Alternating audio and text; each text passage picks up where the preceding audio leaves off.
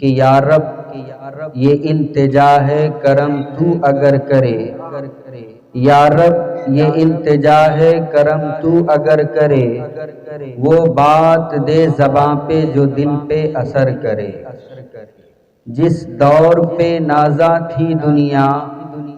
اب ہم وہ زمانہ بھول گئے، اوروں کو تو جگانا یاد رہا خود ہوش میں آنا بھول گئے۔ حاضرین گرامی، انسان کی زندگی گزارنے کے دنیا میں دو طریقے ہیں۔ عام طور پر اس وقت جو انسان دنیا میں زندگی گزار رہا ہے، معاف فرمائیں گے، اپنا پیٹ اور اپنی شرمگاہ۔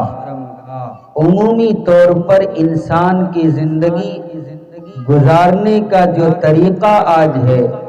وہ صرف اور صرف یہ ہے کہ اپنا پیٹ اپنی خواہش، اپنا پیٹ اپنی خواہش، دوسروں کے مکان کو ویران کر کے اپنے مکان کو آباد کرنا، دوسروں کے گھر کو برباد کر کے اپنے گھر کو آباد کرنا، اپنے بھائیوں بہنوں کو حقوق کو لوٹ مار کر کے، اپنی بیوہ بہنوں کی جائیداد کو لوٹ کر کے اپنے گھر کو آباد کرنا، یہ انسان نے اپنی طبیعت بنا لی ہے، یہ انسان نے اپنی عادت بنا لی ہے کہ دوسروں کو گھر کو ویران کر کے اپنے گھر کو آباد کرنا۔ میرے دوست بزرگوں، حضرت جی مولانا یوسف صاحب رحمۃ اللہ علیہ فرماتے ہیں کہ جو آدمی دوسروں کے گھر کو ویران کر کے اپنے گھر کو آباد کرتا ہے، وہ سن لے کہ مرنے سے پہلے پہلے اللہ تعالیٰ اس کے گھر کو ویران و برباد کر دے۔ اور حضرت جی مولانا یوسف صاحب رحمۃ اللہ علیہ نے ایک مرتبہ پنجاب کے اجتماع میں فرمایا، بڑا سخت جملہ ہے لیکن میں آپ کے سامنے نقل کر دوں، فرمایا کہ جو آدمی دوسروں کے گھر کو برباد کر کے اپنے گھر کو آباد کرنا چاہتا ہے، وہ سن لے مرنے سے پہلے پہلے اللہ تعالی اس کی اولاد سے اس باپ کی پیٹائی کروا کر کے اس گھر کو ویران کر دے۔ آج کیا ہو رہا ہے؟ ہم اپنے سماج میں، ہم اپنے معاشرے میں، ہم اپنے محلے میں غور کریں کہ ہماری زندگی کس طرح گزر رہی ہے۔ اللہ کے نبی صلی اللہ علیہ وسلم نے فرمایا، الخلق عیال اللہ۔ اگر آپ انگلش میں اس کا ترجمہ کریں تو یہ ہوگا کہ زمین پر جتنی مخلوق ہے یہ ساری مخلوق اللہ کا کنبہ ہے، اللہ کی فیملی ہے۔ میرے دوست بزرگوں، جو آدمی بندے کا شکر ادا نہیں کرتا وہ کبھی اللہ کا شکر گزار نہیں ہو سکتا ہے۔ جو آدمی بندے کا شکریہ ادا نہیں کرتا وہ اللہ کا شکر گزار نہیں بن سکتا ہے۔ اور آج کی اس پرفتن دور میں حقیقی اور صحیح معنی میں کامیاب انسان وہی ہے جنہوں نے اپنی محنت اور گاہی کمائی کو امت کے پیچھے استعمال کیا، امت کے آرام و راحت کی فکر کی، اس کی ضروریات کی فکر کی۔ اصل کامیابی وہی ہے۔ اپنے لیے زندگی گزارنا یہ کوئی زندگی نہیں ہے دوستو بزرگوں، بلکہ اصل زندگی یہ ہے کہ اس کی محنت اور اس کی گاہی کمائی امت کے پیچھے استعمال ہو، اس کے پیچھے صرف ہو، اپنا وقت اپنا مال سب امت کے لیے استعمال ہو۔ اصل زندگی تو یہی ہے دوستو۔ آپ کو بتاؤں کہ آپ نے نام سنا ہوگا حضرت مولانا منظور نعمانی صاحب رحمۃ اللہ علیہ، کیا ان کی زندگی تھی، کیا وہ اللہ کے ولی تھے۔ حضرت مولانا منظور نعمانی صاحب رحمت اللہ علیہ لکھنؤ کی سرزمین پر ہر جمعرات کو بلکہ روزانہ صبح کے وقت حضرت مولانا منظور نعمانی صاحب رحمت اللہ علیہ لکھنؤ میں اپنے علاقے میں اپنے محلے میں چہل قدمی کیا کرتے تھے، صبح کے وقت ٹہلا کرتے تھے۔ لیکن حضرت کا معمول یہ تھا کہ ہر جمعرات کو حضرت مولانا منظور نعمانی صاحب رحمت اللہ علیہ لکھنؤ کے ایک ہاسپٹل میں، وہ ہاسپٹل غیر مسلم کی تھی، وہاں حضرت ہر جمعرات کو جایا کرتے تھے، اور حضرت کا یہ معمول تھا کہ ہر ہاسپٹل میں ہر جمعرات کو جاتے تو ہر جنرل وارڈ میں تشریف لے جایا کرتے تھے۔ کیوں؟ اس لیے کہ جنرل وارڈ کا مریض اکثر غریب ہوا کرتا ہے، اور حضرت مولانا منظور نعمانی صاحب رحمت اللہ علیہ جس جمعرات کو ہر جمعرات کو جو جایا کرتے تھے، آپ جانے سے پہلے ایک ٹھیلے والے سے اور فروٹ والے سے آپ نے کہہ رکھا تھا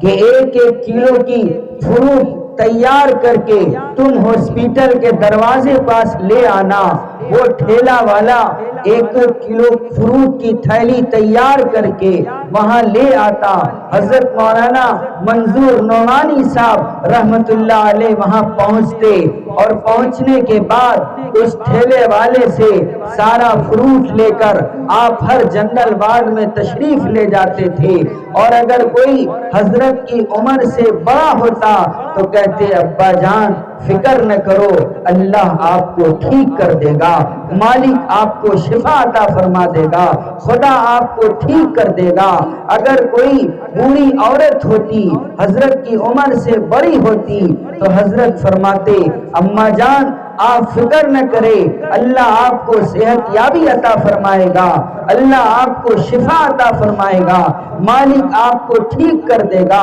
سر پہ ہاتھ پھیرتے تھے اور دعا دیتے ہوئے ہاسپٹل سے نکل جایا کرتے تھے۔ میرے دوست بزرگوں، یہ معمول بن چکا تھا اس ہاسپٹل کا کہ بیچ ہفتہ میں اگر کوئی بھی آدمی اس ہاسپٹل میں کوئی مریض ایڈمٹ ہوتا تو بغل والا یہ کہتا کہ بھائی اگر تمہارے پاس دوائی کے لیے پیسے نہیں ہے، علاج کے لیے پیسے نہیں ہے، ڈاکٹر کو فیس جمع کرنے کے لیے پیسے نہیں ہے، تو آپ فکر نہ کرو، آج سوموار ہے، جمعرات کو بابا آئیں گے، آج منگل ہے، فکر نہ کرو جمعرات کو بابا آئیں گے۔ اس طرح سے ایک مریض دوسرے مریض کو تسلی دلایا کرتا تھا، اور حضرت مولانا منظور نعمانی صاحب رحمت اللہ علیہ جمعرات کو تشریف لایا کرتے تھے، وہی ہر جنرل وارڈ میں تشریف لے جایا کرتے، ہر مریض کے پاس جاتے، اس کی خبرگیری لیتے اور اس کی خیریت پوچھتے۔ کوئی کہتا حضرت ہمارے پاس دوائی کے لیے پیسے نہیں ہے، کوئی کہتا حضرت ہمارے پاس بل جمع کرنے کے لیے پیسے نہیں ہے۔ حضرت مولانا منظور نعمانی صاحب رحمت اللہ علیہ اپنے جیب خاص سے کسی کو 200 روپے، کسی کو 400 روپے، کسی کو 500 روپے، اس طرح سے اس کی مدد کرتے اور تعاون کرتے ہوئے اس ہاسپٹل سے نکل جایا کرتے تھے، دعائیں کرتے ہوئے۔ اس ہاسپٹل کا یہ ماحول بن چکا تھا کہ جب بھی کوئی مریض اس ہاسپٹل سے ٹھیک ہو کر جاتا، وہاں سے جب باہر نکلتا تھا تو پہلے وہ اپنے گھر نہیں جاتا تھا، بلکہ سب سے پہلے حضرت مولانا منظور نعمانی صاحب رحمت اللہ علیہ کے گھر پہ تشریف لے جایا کرتے تھے۔ اور اس عمل کا یہ نتیجہ ہوا، حضرت کے اس عمل کا یہ نتیجہ ہوا کہ 900 لوگوں نے حضرت کے ہاتھ پر ایمان و اسلام قبول کیا۔ الخلق عیال اللہ، پوری مخلوق کی اللہ کی جتنی مخلوق ہے سب اللہ کی فیملی ہے۔ اس میں اللہ کے نبی صلی اللہ علیہ وسلم نے یہ نہیں فرمایا کہ اللہ نے یہ نہیں کہا کہ مسلم میری فیملی ہے اور غیر مسلم میری فیملی نہیں ہے۔ میرے دوست بزرگوں، دنیا میں ہمیں فرق کرنے کی اجازت نہیں ہے کہ یہ مسلم ہے، یہ غیر مسلم ہے، یہ ایمان والا ہے یا بے ایمان ہے۔ میرے دوست بزرگوں، یہ تو آخرت میں فیصلہ ہوگا، جنت و جہنم کے فیصلے تو مرنے کے بعد ہوں گے، ہمیں دنیا میں فیصلہ کرنے کی اجازت نہیں ہے دوست بزرگوں۔ قبیلے طے ایک قبیلہ ہے گاؤں دیہات کے اندر دوست بزرگوں، اس میں سے قیدیوں کو قید کر کے لایا گیا، کچھ مرد تھی کچھ عورتیں تھی دوست بزرگوں۔ اللہ کے نبی صلی اللہ علیہ وسلم کے سامنے ایک بوڑھی عورت ہے، بڑی عمر کی عورت ہے، اس کے بال بکھرے ہوئے ہیں، سر پہ دوپٹہ نہیں ہے۔ اللہ کے نبی صلی اللہ علیہ وسلم نے جب دیکھا تو فرمایا کہ میرے صحابہ، اس کے سر پہ دوپٹہ کیوں نہیں ہے، اس کے سر پہ آنچل کپڑا کیوں نہیں ہے، اوڑھنی کیوں نہیں ہے؟ صحابہ فرمانے لگے اللہ کے نبی، یہ تو قید ہو کر کے آئی ہے، قیدیوں کا کون اتنا لحاظ رکھتا ہے، قیدیوں کا کہاں اتنا خیال کیا جاتا ہے؟ اللہ کے نبی صلی اللہ علیہ وسلم فرماتے ہیں ارے قید ہو کر کے آئی ہے تو کیا ہوا؟ اللہ کے نبی صلی اللہ علیہ وسلم نے آپ کے جسم اطہر پر جو چادر مبارک تھی، آپ نے وہ چادر اٹھا کر کے اپنے جسم سے اتار کر کے صحابہ سے فرمایا اس کے سر پر اڑا دو۔ اللہ کے نبی صلی اللہ علیہ وسلم کے صحابہ کی چیخیں نکل گئیں۔ آپ نے فرمایا اے اللہ کے نبی صلی اللہ علیہ وسلم، ایک تو یہ قید ہو کر کے آئی ہے اور حالت کفر ہے، اس کے پاس ایمان نہیں ہے، آپ نے وہ چادر اس کے پیش کر دی ہے جس چادر پر فرشتے رشک کیا کرتے ہیں، وہ مقدس چادر جس پر جبرائیل امین آ کر رشک کیا کرتے ہیں۔ اللہ کے نبی صلی اللہ علیہ وسلم نے فرمایا ارے کیا ہوا؟ یہ میری امت کی بیٹی، میری بیٹی۔ میرے دوست بزرگوں، اللہ تعالی ہمیں اور آپ کو وہ درد نصیب فرمائے، ہم دوسروں کے لیے جینا سیکھے، ہم دوسروں کے لیے کمانا سیکھے، ہم دوسروں کے لیے محنت کرنا سیکھے، اپنے لیے